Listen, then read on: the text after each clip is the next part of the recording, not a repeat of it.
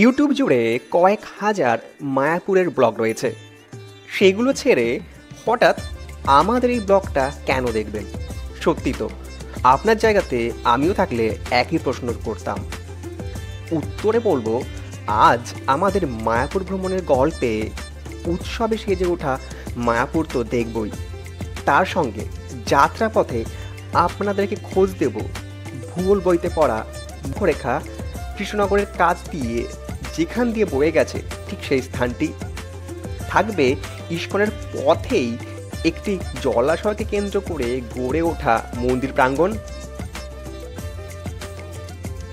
এবং তার পাশেই অসাধারণ স্থানে একটি রেস্টুরেন্ট,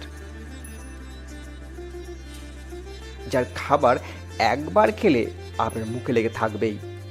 সব মিলিয়ে আগামী কয়েক মিনিট আপনাদেরকে এমন কিছু তুলে ধরব যা মনে হয় না একসঙ্গে এইভাবে বাংলা, হিন্দি, ইংরাজি বা অন্য কোনো ভাষা মিলিয়ে কোনো ভিডিওতে পাবেন।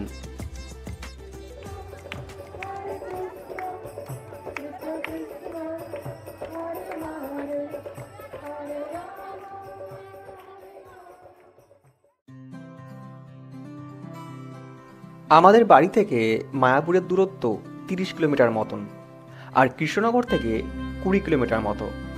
আজ আমাদের এই ট্যুরটা বলতে পারেন হঠাৎ সিদ্ধান্তের। আমি ও আমার বন্ধু স্বর্ণেন্দু কৃষ্ণনগরে একটা কাজে গিয়েছিলাম। সেখানে সময় লাগবে আগে থেকেই জানতাম, তাই প্ল্যান ছিল কোথাও একটা ঘুরতে যাব, কিন্তু কোথায় যাব তা ঠিক ছিল না। অবশেষে এই ট্যুরটা। আমরা বর্তমানে NH-12 ধরে কৃষ্ণনগর ছাড়িয়ে ধুবুলিয়ার দিকে এগিয়ে চলেছি, যেখান থেকে মায়াপুরের রাস্তা আলাদা হয়ে গেছে। আপনাদেরকে অবশ্যই জানাবো কিভাবে আপনারাও আসবেন। তার আগে আপনাদেরকে একটা বিষয় দেখাই। যাবার পথে দাঁড়ালাম বাহাদুরপুর, অর্থাৎ এই দিকটা হচ্ছে আপনার শিয়ালদহ, মানে কলকাতা। আর আমি যদি আমার অপোজিট দিকটা, এই দিকটা হচ্ছে আপনার পড়বে বহরমপুর বা শিলিগুড়ি। এই রুটটা NH-34 ছিল আগে, এবং বর্তমানে কিন্তু এই হাইওয়েটা চেঞ্জ হয়েছে।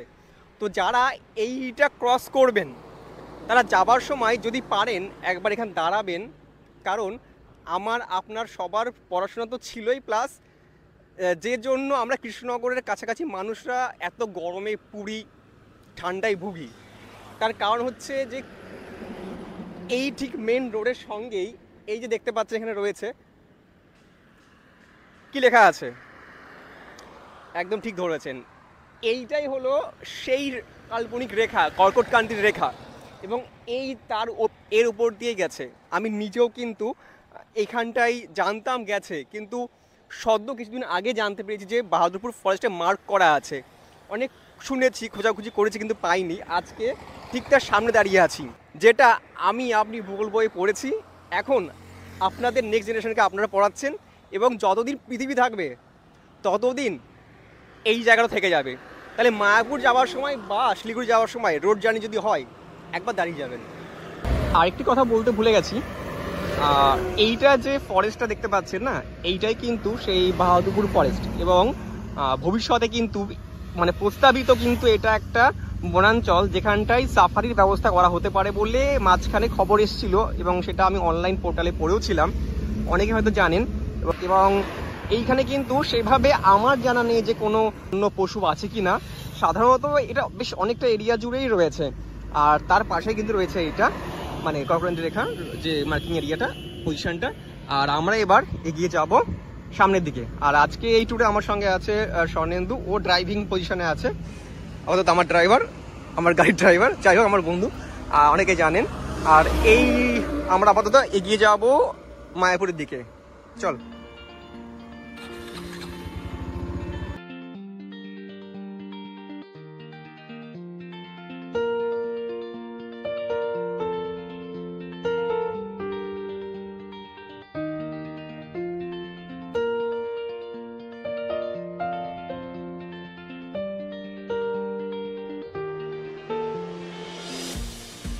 দুপুরে আজ বাইরে খাবো বলে ঠিক ছিল, চলুন লাঞ্চটা সেরে নেওয়া যাক।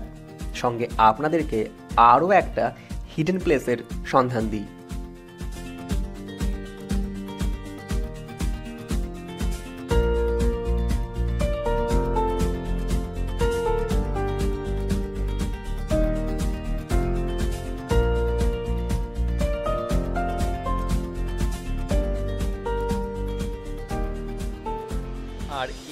রেস্টুরেন্টের একটা সব থেকে ভালো দিক যেটা, আগে কিন্তু এখানে খাবার জায়গা ছিল, সেটা এখন নেই আর এই মুহূর্তে।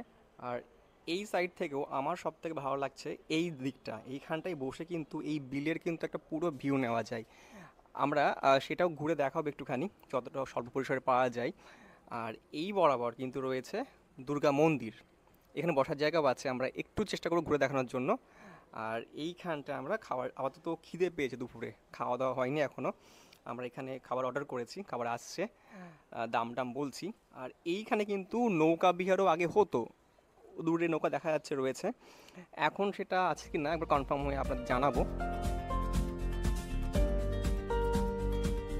এই রেস্টুরেন্ট কিন্তু পিওর ভেজ রেস্টুরেন্ট। কী কী পাওয়া যায় এবং কেমন দাম তা একবার পজ করে দেখে নিতে পারেন।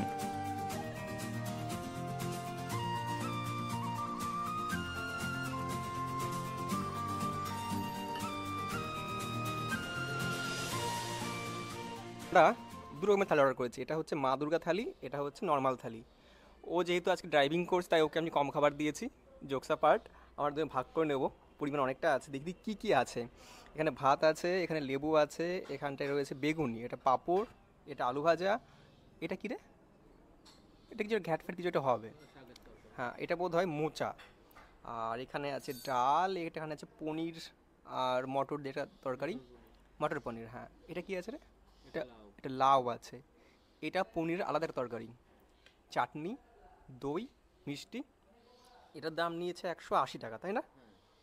আচ্ছা, আর এটাতে আছে নর্মাল ডাল, আর এখানে রয়েছে সবজি, মানে এখানে নর্মাল সবজি, পনির নেই মনে হচ্ছে, পনির নেই না, হ্যাঁ। আর এইখানে আছে ভাত, পাঁপড়, লেবু আর আলু ভাজা। হ্যাঁ, এটার দাম 80 টাকা আর এটার দাম 180 টাকা। এটার ভাতটা বাসমতি রাইস আর ওটা হচ্ছে নর্মাল রাইস। কিন্তু একটা সমস্যা কি এখন দেখতে পাচ্ছিস, এখানে কিন্তু মাছি উঠছে, এইটা একটা, এটা একটা নেগেটিভ পয়েন্ট। এটা খাওয়া দাওয়া শুরু করা যাক। তবে নিরামিষ হলেও কিন্তু এখানকার খাবারের স্বাদ মুখে লেগে থাকবে, যেমনটা আমাদের ছিল। রেস্টুরেন্টের পাশেই কিন্তু এখানে রয়েছে একটা ছোট্ট বাগান মতন, পার্ক মোটেও নয়, এটা এটা মন্দির স্থান আর কি। এই হলো দুর্গা মন্দির। এই নিয়ে আমার একটা প্রপার পুরো ডিটেল ভিডিও আছে, পারলে একবার লিঙ্কটা দিয়ে দেবো। আর এই সামনের দিকটাতে দাঁড়ালে পারে কিন্তু দুর্দান্ত ভিউ আছে।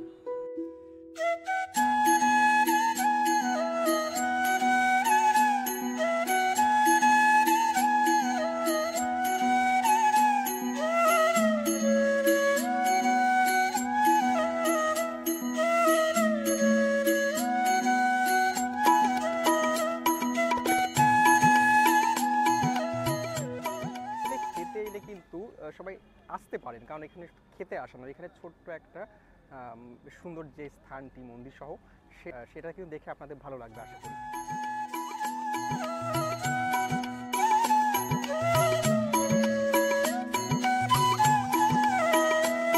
এইখান থেকে ঢুকে এই বরাবর রয়েছে এখানে কিন্তু পার্কিং এরিয়া পেইড।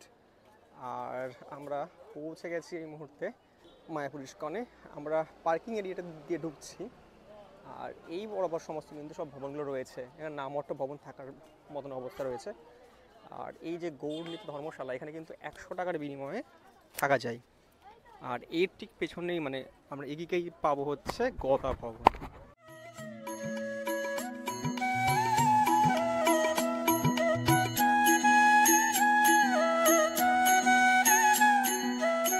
এখানে কিন্তু রয়েছে এটি গদা ভবন, আর এখানে থাকবার মতন ব্যবস্থাও আছে, আমি নিচে ডিসক্রিপশানে লিঙ্ক দিয়ে দেবো বুকিংয়ের জন্য, সেখানে সব ডিটেলস পেয়ে যাবেন। আর খাওয়া দাওয়ার জন্য কিন্তু এখানে ব্যবস্থা হয়, কিন্তু যেহেতু লাঞ্চ টাইম পেরিয়ে গেছে ওখানে ভিড়ও নেই, আমরা আজকে লাঞ্চ করবো না, লাঞ্চ করে এসেছি, একটা বেলাও হয়ে গেছে।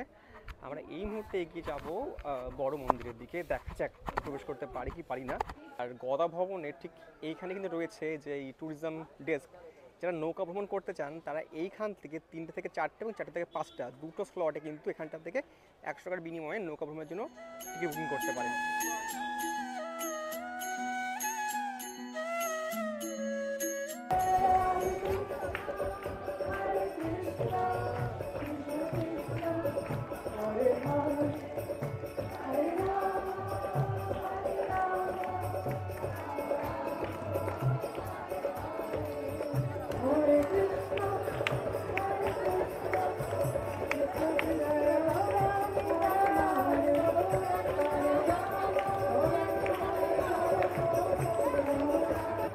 এই যে টিওবিপি মন্দিরের ঠিক এই যে এখানটায় যে মন্দিরটার অফিসটা রয়েছে, এই অফিসে কিন্তু ভেতরে প্রবেশের জন্য এখানটা থেকেই লাইন দাঁড়াতে হয়। টাইমিংটা বলে দিচ্ছি, সকাল 11:30 থেকে 12টা, আর বিকেল 4টে থেকে 4:30। এই দুটো স্লটে আপাতত কিন্তু এখানটায় প্রবেশ করা যাচ্ছে। এখানকার নিয়ম কিন্তু মাঝে মধ্যে চেঞ্জ হয়, টাইমিংও চেঞ্জ হয়, তো নেক্সট টাইম কিন্তু একবার কনফার্ম হয়ে নেবেন আসবার আগে।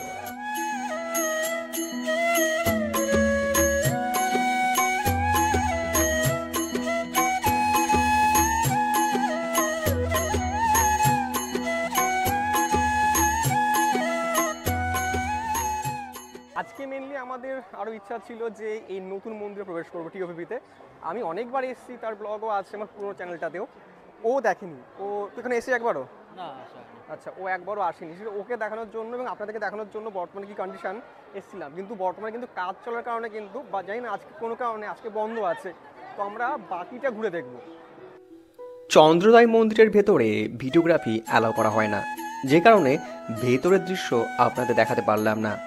এখানে প্রবেশের সময় ভোর 4:30 থেকে দুপুর 1টা এবং বিকাল 4:30 থেকে রাত 9টা।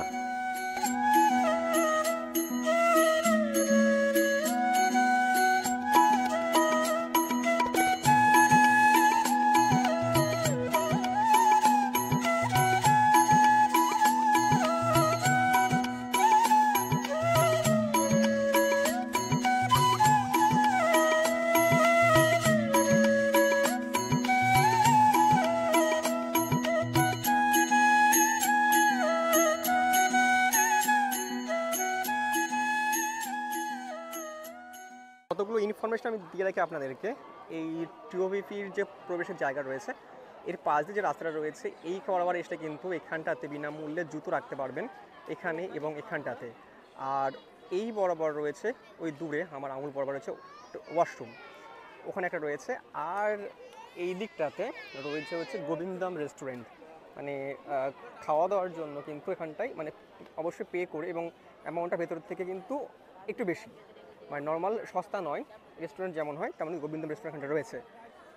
এবার বলে রাখি আপনারা কিভাবে এসে পৌঁছাবেন। যারা এখানে আসতে চান তারা সড়কপথ এবং রেলওয়ে দুইভাবে আসতে পারেন, কিন্তু মায়াপুরে কোনো রেল স্টেশন নেই, আপনাকে ভেঙে আসতে পাশে নবদ্বীপ নেমে যান। যারা আসবেন হাওড়ার দিক থেকে, বা ধরুন এই হাওড়া বা এখানে চন্দননগর এই রুট নামুন, এবং নবদ্বীপ ঘাট ক্রস করলেই কিন্তু মায়াপুর এসে খুব সহজে। আর যারা শিয়ালদার দিক থেকে আসতে চাইছেন তারা কৃষ্ণনগর নামুন, এবং কৃষ্ণনগর থেকে কিন্তু স্টেশন থেকে বাইরে বেরিয়েই অনেক অটো রিজার্ভ করা যায় বা টোটো রিজার্ভ করা যায়। 200-250 টাকা ম্যাক্সিমাম এরকম নেবে, অবশ্য বেশি নিতে পারে। 1 ঘন্টা ম্যাক্সিমাম টাইম লাগবে আপনার টোটো করে আসতে, চলে আসুন। আর যারা শিলিগুড়ির দিক থেকে, মুর্শিদাবাদের দিক থেকে বা কলকাতার দিক থেকে বাই রোড আসতে চাইছেন, তারা কিন্তু পুরোনো NH-34, যেটা বর্তমানে NH-12 নাম হয়েছে, একই সড়কপথ জাস্ট মডিফাই হয়েছে, সেই সড়কপথ ধরে কিন্তু ইজিলি আসতে পারেন, যেটা যেভাবে আমরা আসলাম। যদিও বা আমার বাড়ি একদম কাছেই, মানে মায়াপুর থেকে বাড়ির ডিস্টেন্স একদম কাছে। আমার বাড়ি বাতকুলাতে, তো আমরা বাড়ি থেকে এই রাস্তাটা খুবই কাছের। তো আসবার সময় যারা কলকাতার দিক থেকে আসবেন তাদের দেখালাম যে আপনারা কী করতে করতে আসতে পারেন কাছাকাছি এসে। আর এইটি হলো সেই ডোম থিয়েটার, আর এর যে প্রবেশের যে সময়গুলো সেটা একবার দেখিয়ে দিই আপনাদেরকে।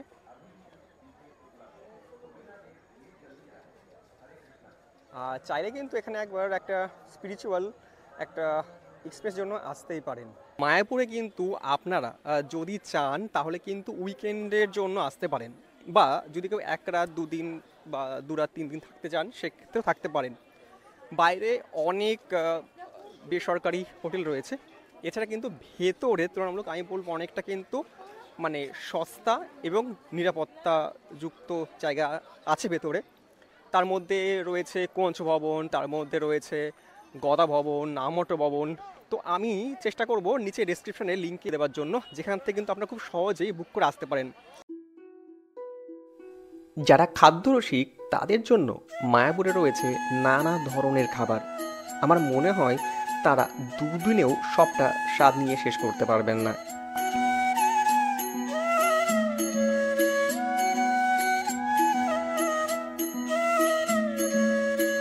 এছাড়াও যারা শপিং করতে ভালোবাসেন তাদের তো এটা তীর্থস্থান, কারণ এখানে রয়েছে নানা সম্ভার।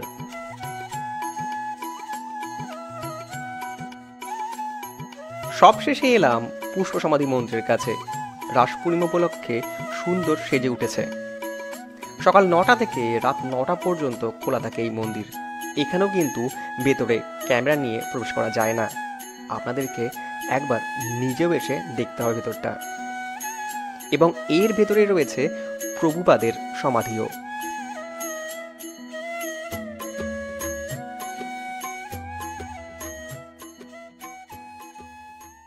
এই ছিল আজকে আমাদের পর্বটি। কেমন লাগলো আপনাদের জানাতে ভুলবেন না। খুব সংক্ষেপে আজকের ব্লগটা শেষ করলাম। পরবর্তী কোনো পর্বে যদি আপনারা চান ডিটেলে কিন্তু আরেকটা ব্লগ তৈরি করার চেষ্টা করব।